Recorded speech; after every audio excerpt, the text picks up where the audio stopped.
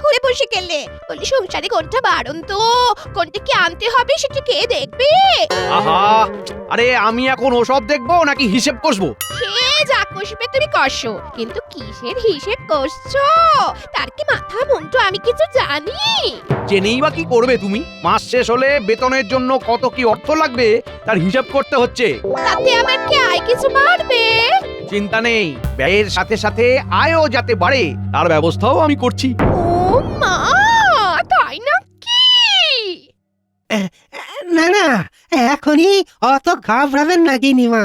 এখনো যে আমার দুঃখের কথাটাই শোনা বাকি। তা ফ্যাল ফ্যাল করে তাকিয়ে না থেকে ঝকঝক করে শোনাবে তো নাকি? আমার না আর বাঁচার ইচ্ছে নেই মন্ত্রী মশাই। হ্যাঁ, বলুন এইভাবে কি বাঁচা যায় নাকি? হ্যাঁ, আপনি বলুন। আহা, হয়েছেটা কি সেটা তো বলবে। আহ, কি আর বলি, আমার জামাইবাবু কত কত রোজগার করে, অথচ নিজের লোকেরা একটু হাসি খুশি থাকবে সেটাও ভাবতে পারে না। সত্যি কিছু চাইলেই বলে অর্থ নেই। সে কি কথা? গোপাল তো মাস গেলে 50টি স্বর্ণমুদ্রা নগদ পায়, তারপরেও নাকে কাঁদে কেন? এটাই তো জানতে চাইছিল। বাকিটা এবার মা সামলে নেবে। হ্যাঁ, কি হলো? আবার কি বিড়বিড় করছো? না মানে বুঝুন তবে। হ্যাঁ, আমার যে কি হবে, আমার কি হবে গো, কি হবে গো আমার? হায় হায় হায়, ওরে বাবা গো বাবা। আরে থামো, তুমি থামো দেখি। বেচারা কেঁদে কেঁদে অজ্ঞান হয়ে যাবে মনে হচ্ছে। কিন্তু আমার তো মনে হচ্ছে গোপালের বাড়িতে গৃহযুদ্ধ লাগলো বলে।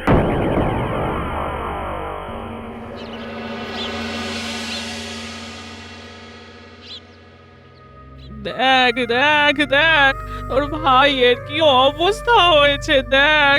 আহারে, ছেলেটার মুখের দিকে তাকানো যায় না গো। সেই তো ভাই আমার যেন দিন দিন কেমন শুকিয়ে যাচ্ছে। শুকাবো না তো কি? হ্যাঁ, জামাইবাবু তো মনে মনে তেমনই ভেবে রেখেছে। হ্যাঁ, ছি ছি ছি ছি ছি ছি ছি ছি, শুনতেও লজ্জা। ওর মতোই তো অর্থ উপার্জন করে বাকি সভাসদেরা, তবু সবাই কেমন রসে বসে আছে, কিন্তু তোর জামাই বাবুরই অভাব যেন কাটে না। মনে হচ্ছে আমাকে নিয়েই জোর আলোচনা চলছে। আলোচনা নয়, বলো সমালোচনা। হ্যাঁ, সে কি? কেন গো, কি এমন করলাম আমি? কিছু করলে তবে তো বাঁচতাম, কিন্তু তোমার হাত দিয়ে তো কিছুই গলে না। ওই, আর সবাই তো কেমন এটা ওটা সেটা করছে, শুধু তোমারই খালি নাকে কান্না থামে না। হ্যাঁ, আমার মতো বাজে খরচ তো আর বাকিদের নেই, তাই তারা সবটা সামলে নিতে পারে, আমি পারি না। বলি আর কত রকম ভাবে আমার মা ভাইকে অপমান করবে তুমি?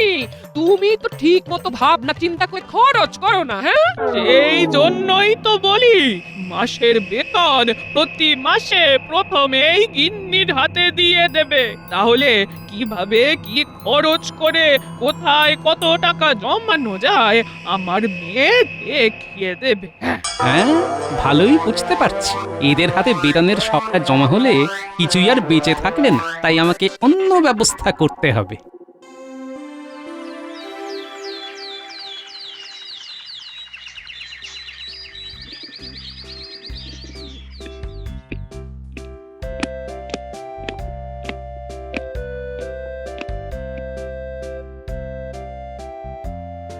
হ্যাঁ, এবার বলো তবে মন্ত্রী, কি যেন একটা ব্যাপারে আলোচনা করতে চাইছিলে তুমি? ব্যাপারটা তেমন কিছু নয়, তবে এবারে যে আমাদের কথা একটু ভাবতে হবে মহারাজ।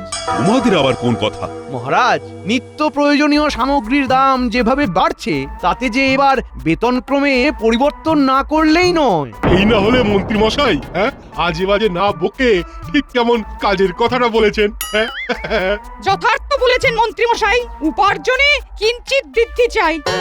আজ যেন সবাই একেবারে আদা জল খেয়ে লেগেছে মনে হচ্ছে। তবে এইভাবে বলে কি আর মহারাজের মন গলানো যাবে? তার জন্য যে অন্য পদ্ধতি অবলম্বন করতে হবে। কি হলো গোপাল, তোমারও কি মনে মনে এই রকম কিছুই আছে? আমার মনে যা আছে সেটা না হয় মনে মনেই থাক মহারাজ।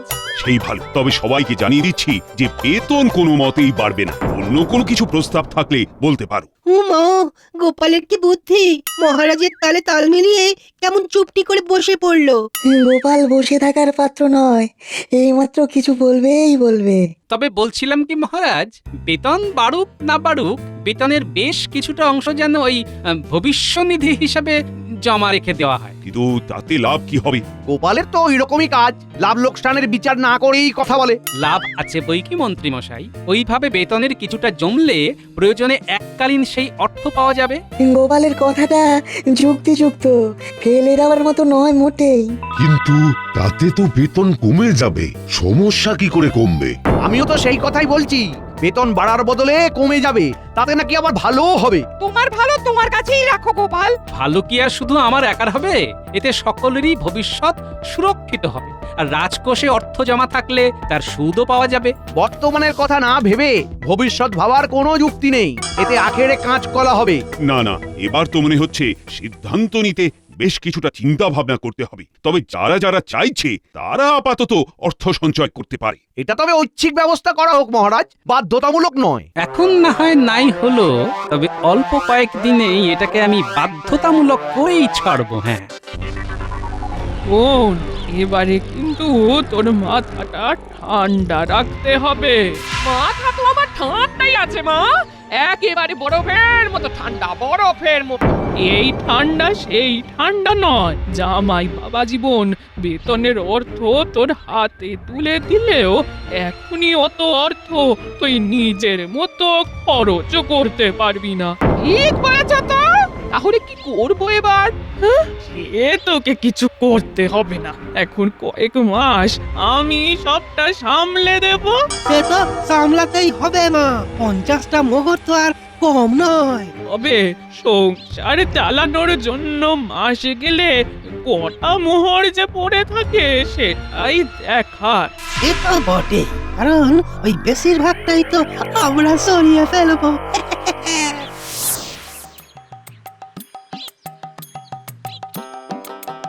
এই নাও গিন্নি, তোমার সংসার এবার তুমি সামলা। ও মা, এইসব মোহর আমার? তবে নয় তো কি, হ্যাঁ, বেতনের অর্থ তোমার হাতে তুলে দিলাম, এবার আমি ঝাড়া হাত পা, দায়ও নেই দায়িত্বও নেই। কয়েকদিন পরে দেখবে মোহরও নেই, সবটাই আমরা মায়ের ছেলেতে সরিয়ে নেব।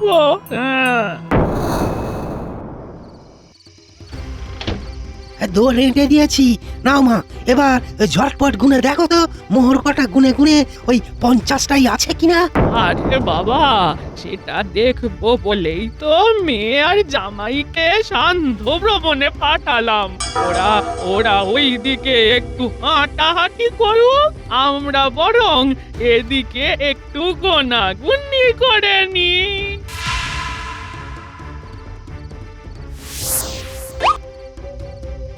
কি গুনে তো দেখছি 40টা মোহর আছে। কিন্তু তা কি করে হয়?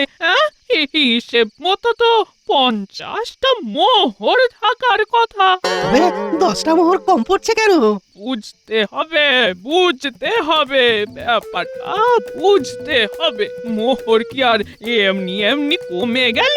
হ্যাঁ, তাহলে এবার কি হবে? না না না না, ঘাবড়ালে চলবে না। যাই হোক না কেন, আমরা আমাদের মতো অর্থ সরিয়ে ফেলার পর যা থাকবে তাই দিয়েই সংসার চলবে। না হলে আবার কি? না হলে আবার কি? লোকজনের কাছে ধার চাইতে হবে। গোপালের নামে ধার চাইলে গোপালের মান সম্মান বাড়বে না নিশ্চয়। এই অর্থ সরিয়ে রাখলে বাপ বাপ বলে যা আছে সব বের করে দেবে। হ্যাঁ, যাক, তাহলে এবার একটু একটু করে তোর বুদ্ধিটা খুলছে দেখছি। এবার শুধু বুদ্ধি নয় গো, দেখবে আমার হাতও কেমন খুলবে। মানেটা কি? আরে মানে আবার কি, মানে ওই যে আমি ওই হাত পাততে শুরু করব, 1 সপ্তাহ পর থেকেই ওই ধার চাইতে বেরিয়ে পড়বো। হ্যাঁ,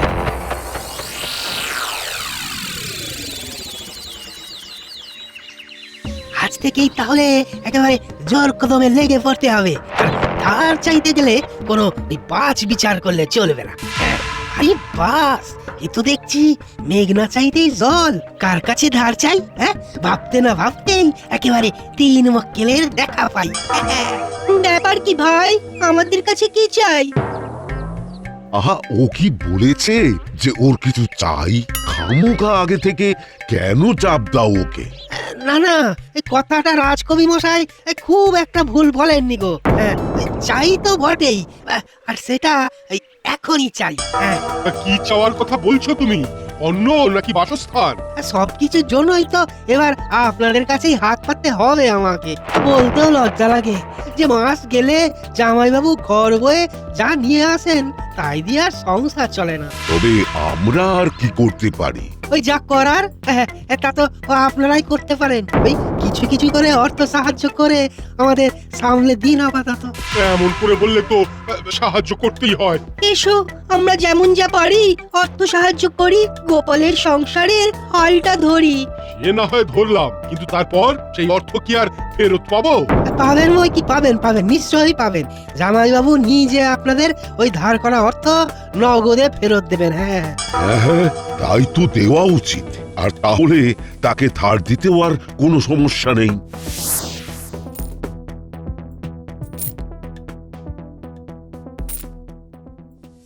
তবে বাপু, এই দেখো, তোমার উপর ভরসা করেই মোহরগুলো দিলাম। তুমি আবার ওই ভরসা করে দিও না জানো। হ্যাঁ, কি যে বলেন রাজ সেনাপতি মশাই। হ্যাঁ, ওই আমার উপর ভরসা না থাকলেও ওই আপনাদের গোপাল ভাঁড়ের ওপর তো আছে। হ্যাঁ, এরপরে বাকি কাজ তো সেই করবে।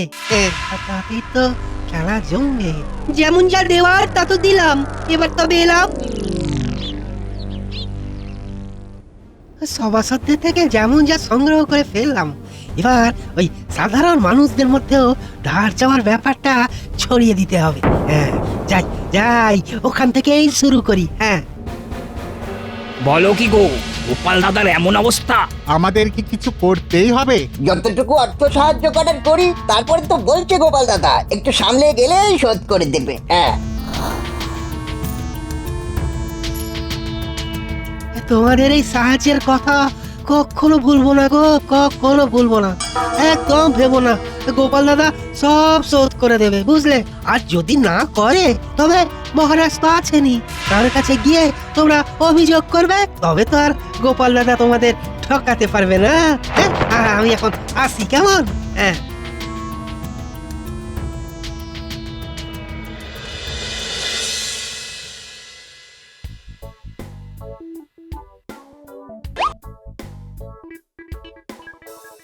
এই মাছের মাথা দিয়ে সোনা মুগ ডালটা আর একটু দি। হ্যাঁ, না না, থাক থাক, এত কিছু তো হলো। তোকেও বলি হানি বাবা, ওরকম দি দি করতে আছে নাকি? হ্যাঁ, জামাই কি বলবে যে দাও? তোকেই তো দেখে শুনে দিতে হবে। এরপরে সর্ষে ইলিশ আর চিংড়ি মাছের মালাইকারিও তো আছে, সেটা নিয়ে আয়। এরপরে আবার এত কিছু? তাহলেই দেখো, দায়িত্ব নিয়েই তোমার গিন্নি কেমন গুছিয়ে গুছিয়ে চালাচ্ছে। তাই তো দেখছি, বাড়িতে বেশ ভালোই খাতির যত্ন হচ্ছে, কিন্তু হিসেব তো মেলাতে পারছি না। কি গো, কেমন করে চালাতে হয় দেখছো তো? হ্যাঁ, সে কি আর দেখতে পাচ্ছি না? ওইভাবে কি দেখছো বলো তো? বাড়িতে নতুন আসবাব, শাড়ি, রূপোর বাসনপত্র সবই তো ঢেলে আসছে দেখছি। বুঝতে পারছি গন্ডগোল তো কিছু একটা হচ্ছেই হচ্ছে।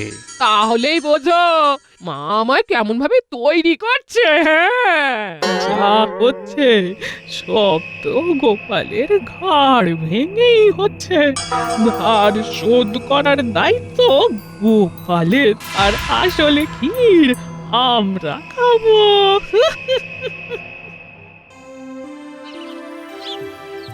গোপাল কোথায় গেল? তাকে তো দেখছি না। এই তো মহারাজ, গোপালের নাম নিতে না নিতেই গোপাল হাজির। তাই তো, তা ব্যাপার কি গোপাল? তোমার শরীরে যেন আলাদাই একটা জিল্লা দিচ্ছে। কি যে বলেন মহারাজ। এই তো এবারে এই ব্যাপারটাকেই কাজে লাগাতে হবে। কি হলো মন্ত্রী, কিছু বলবে নাকি? কি আর বলবো মহারাজ, তবু জানতে চাইছেন যখন তখন বলি। শুধু শরীরে নয়, খবর আছে গোপালের ঘর গেরস্থের উন্নতি হচ্ছে। সে কি আর এমনি হচ্ছে? হ্যাঁ হ্যাঁ, অবশ্য তার জন্য গলা অবধি ধার করতে হয়েছে গোপালকে। তাতে আর কি। ধার? কার ধার? কিসের ধার? যেন আকাশ থেকে পড়ছো, ধার নিয়ে ভুলে গেলে নাকি? ও মা, ভুললে কি করে হবে ভাই? তোমার শ্যালক তোমার অসুবিধার কথা বলে অর্থ সাহায্য চাইলো, তাই তো দিলাম সবাই। আর কি সাক্ষী চাই? আমার কাছে তো সব লেখা আছে। গোপাল শ্যালককে দিয়ে কবে কার কাছ থেকে কত পরিমাণ অর্থ নিয়েছে সবটাই খোঁজ নিয়ে জেনেছি আমি। লোকজন সবাই সবটা জানে, শুধু ওই তাগাদাটাই দিচ্ছে না, এই যা। এইসব আমি কি শুনছি গোপাল? তুমি নাকি ধার করেছো, তাও আবার শ্যালককে দিয়ে? বুঝতে পারছি আমাকে বেশ পরিকল্পনা করেই জালে ফেলা হয়েছে। তবে এটাও বুঝতে পারছি যে যেভাবেই হোক এই জাল আমাকেই কাটতে হবে।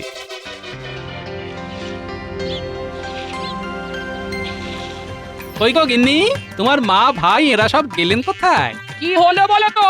এই বাইরে থেকে ফিরেই চেঁচিয়ে চেঁচিয়ে যে বাড়ি মাথায় তুলে ফেললে, হ্যাঁ? যাদেরকে মাথায় তুলে রাখার কথা তাদের জন্য তো তেমন কিছু করতে পারিনি, তাই এই যৎ সামান্য উপহার সামগ্রী নিয়ে এসেছি। তুমি আমাদের জন্য কিছু এনেছো বাবা?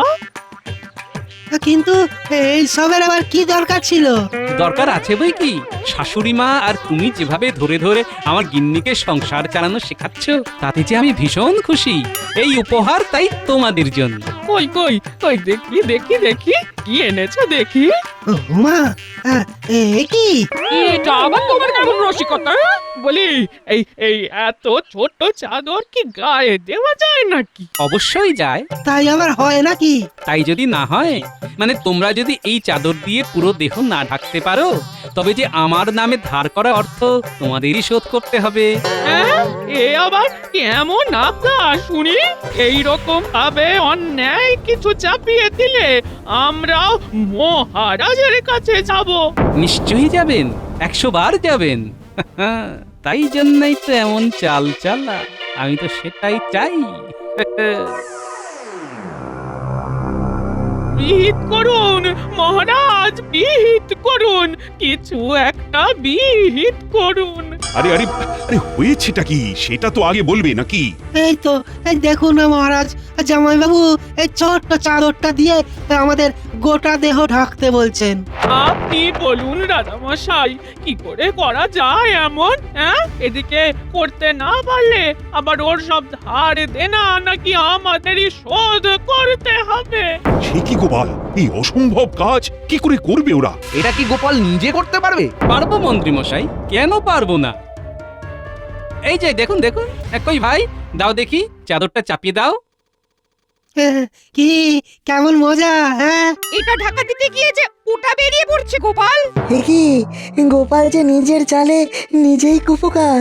হ্যাঁ, দেখুন দেখুন মহারাজ, গোপাল পর্যন্ত পারছে না। এটা কেমন হলো গোপাল? কেমন আবার হবে? এই যে এমন হলো। এই মরেছে, এটা কি হলো? ঢাকলাম আর ডেকে গেল। কিন্তু এটা তো ধোঁকা দেওয়া হলো, এটা কি উচিত হলো? এটাই তো হওয়া উচিত মহারাজ। চাদরের মাপ অনুযায়ী যেমন পাটাকে ছোট করে নিতে হয়, তেমনি আয় অনুযায়ী ব্যয় করতে হয়। আমার শাশুড়ি আর শ্যালক সেটাই ভুলে গিয়েছিল। বোঝো কাণ্ড, কিভাবে কি মিলিয়ে দিল গো। তবে সেই ভুলের জন্য ধারের অর্থ এখন আমার শাশুড়ি আর শ্যালককেই শোধ দিতে হবে। আমাদের পক্ষে এটা সম্ভব নয়। আমাদের কি আয় আছে যে আমরা শোধ করব? হ্যাঁ, ও মা গো, তার মানে শুধু গোপালের অর্থের বসে বসে খাবো আর ঘোঁট পাকাবো? রাজসভার বাইরে পাওনাদারদের গাদা ভিড়, আপনি নিজের চোখেই দেখবেন। চলুন মহারাজ। তাই নাকি? চলো চলো দেখি দেখি। ওই তো মহারাজ এসেছেন। সবাই একসাথে বলো তাহলে, গোপাল ধার করা অর্থ দিচ্ছে না। আমাদের অর্থ ফেরত দিতে হবে। না হলে মহারাজ আপনাকেই একটা ব্যবস্থা নিতে হবে। অনেকের কাছ থেকেই তো অর্থ সংগ্রহ করেছে মনে হচ্ছে। আমি বা এত অর্থ কোথায় পাবো মহারাজ? আপনিই বলুন তাহলে কি করি? মান বাঁচাতে আমাকে তো এবার রাজ্য ছেড়েই চলে যেতে হয় দেখছি। গোপাল তাহলে পালাবে বলছে? ও তাহলে গোপালের সংসারের কি হবে? এমন কিছু হতে পারে ভেবেই তো ভবিষ্যনিধির কথা ভেবেছিলাম। আপদে বিপদে ওই সঞ্চয় কাজে লাগবে। তবে তো সঞ্চয়টা সরকারিভাবেই হওয়া দরকার। না না, এমন যার বুদ্ধি তাকে কাজছাড়া করতে পারবো না। তাই ধার করা অর্থ যদি শোধ করতে না পারে তাহলে রাজ্য ছাড়তে হলে ছাড়বে গোপালের শাশুড়ি আর শ্যালক। আমি বেশ বুঝতে পারছি যে এই কাজটা ওরাই নিজেদের স্বার্থ সিদ্ধির জন্য করেছে। কিন্তু ওই ধার করা অর্থ কি আর সবটা আমাদের কাছে আছে মহারাজ? আপনি আর একবার ভেবে দেখুন মহারাজ। যা ভাবার ভাবা হয়ে গেছে। যেমন যা বললাম তেমন না হলে এইভাবে ধার দেনা জালিয়াতি দায়ে তোমাদের আজীবন জেলের ঘানি টানতে হবে। আমাদের ক্ষমা করে দিন মহারাজ, এমনটা আর হবে না। তা বললে তো এখন আর চলবে না। না না না না না, তাহলে তাহলে ওই জেলে যাওয়ার থেকে আমাদের চলে যাওয়াই ভালো। এই ছিল তবে আমাদের কপালে। হ্যাঁ, কি ভেবেছিলাম আর কি হলো। তাহলে আমাদের ধার দেওয়া অর্থের কি হবে মহারাজ? আমাদের কথাটাও একটু ভাবুন মহারাজ। সেটা না হয় গোপালের শাশুড়ির জমি জায়গা বাজেয়াপ্ত করে কিছু একটা ব্যবস্থা করতে হবে। হ্যাঁ, সেই ভালো। তবে যাই হোক, এই যাত্রায় তো ধারের জন্য ঘাট থেকে বোঝা নামলো। আপাতত ভবিষ্যৎ সুরক্ষিত।